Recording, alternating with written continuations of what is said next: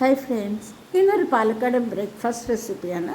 Breakfast ആയിട്ട് മാത്രമല്ല, വൈകുന്നേരം ചായയുടെ കൂടെ എടുക്കാം, രാത്രി ഡിന്നറായിട്ട് എടുക്കാം. എളുപ്പത്തിൽ ഉണ്ടാക്കിയെടുക്കാവുന്നതാണ്. നല്ല ടേസ്റ്റാണ്.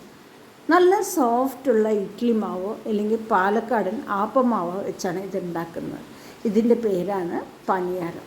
നല്ല കട്ടിയുള്ള തേങ്ങ ചട്നിയാണ് ഇതിൻ്റെ ഒരു കോമ്പിനേഷനായിട്ട് വരുന്നത്.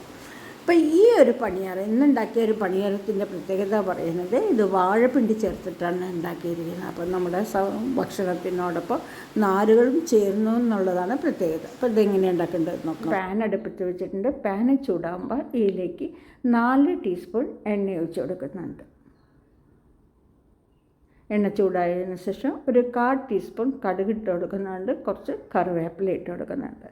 ഇനി നമുക്ക് ആവശ്യത്തിനുള്ള സവാള 1-2 എടുക്കാം. കുറച്ച് പച്ചമുളക്, കുറച്ച് ഇഞ്ചി അരിഞ്ഞതൊക്കെ ചേർത്ത് ഇത് നന്നായിട്ടൊന്ന് വഴറ്റിയെടുക്കാം.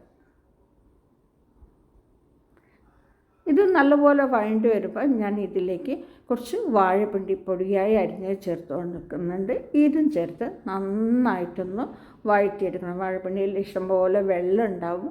അപ്പോൾ ആ ഒരു വെള്ളത്തിന് തന്നെ നമുക്കിത് വേവിച്ചെടുക്കാവുന്നതാണ്. നല്ലപോലെ വഴറ്റിയെടുത്തതിന് ശേഷം ഞാൻ ഇതിലേക്ക് ആവശ്യത്തിന് ഉപ്പ് ചേർത്ത് കൊടുക്കുന്നുണ്ട്. എന്നിട്ടൊന്ന് നന്നായിട്ടൊന്ന് ഇളക്കി കൊടുക്കാം.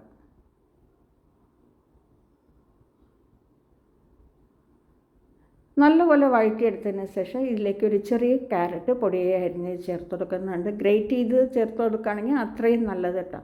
എന്നിട്ട് നല്ലപോലെ ഒന്ന് വഴറ്റിയെടുക്കാം.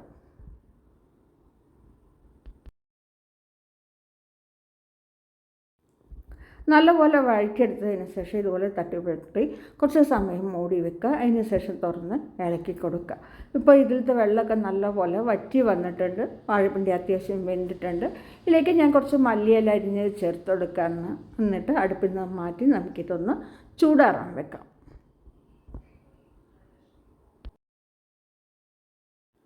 പിന്നെ ഞാനിവിടെ ആപ്പമാവ് എടുത്തിട്ടുണ്ട്. പാലക്കാടുകാരുടെ ആപ്പമാവാണ്. നമുക്ക് വേണമെങ്കിൽ ദോശമാവ് എടുക്കാം, ഇഡ്ഡലി മാവ് എടുക്കാം, ഏത് മാവ് വേണമെങ്കിൽ എടുക്കാം. പക്ഷേ കുറച്ച് കട്ടിയുള്ളതായിരിക്കണം. അതുപോലെ നല്ല സോഫ്റ്റായിട്ടുള്ള മാവ് ആയിരിക്കണം. അപ്പോഴേ നമ്മുടെ ഈ ഊത്തപ്പം നല്ല സോഫ്റ്റായിട്ട് നമുക്ക് വരും.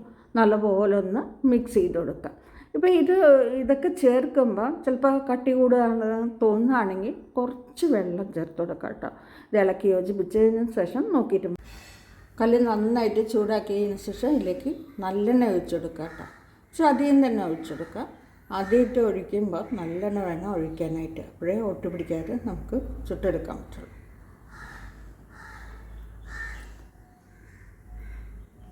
ഇനി എണ്ണ ഒന്ന് നന്നായിട്ട് ചൂടാവട്ടെ. എണ്ണ നന്നായിട്ട് ചൂടായിട്ടിട്ട് തീ ഒന്ന് കുറച്ച് വെക്കാം. നമ്മുടെ മിക്സ് ചെയ്ത് വെച്ചിരിക്കുന്ന മാവ് ഇതിലേക്ക് ഒഴിച്ചെടുക്കാം.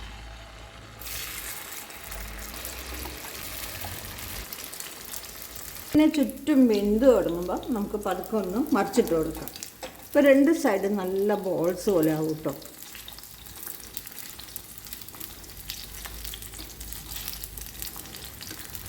ഇത് സാധാരണ കല്ലാണ്. അപ്പോൾ ഒട്ടിപ്പിടിക്കാതെ കിട്ടാൻ വേണ്ടി മാത്രമാണ് ആദ്യം നമ്മൾ ഇത്രയും എണ്ണ ഒഴിക്കുന്നത്.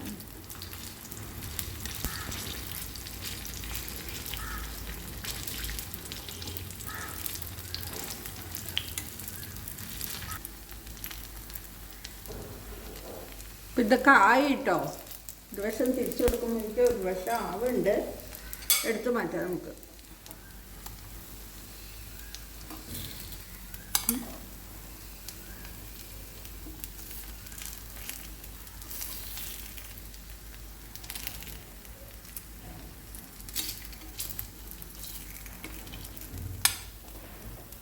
ഇതേപോലെ ബാക്കിയുള്ളത് നമുക്ക് ചുട്ടെടുക്കാം.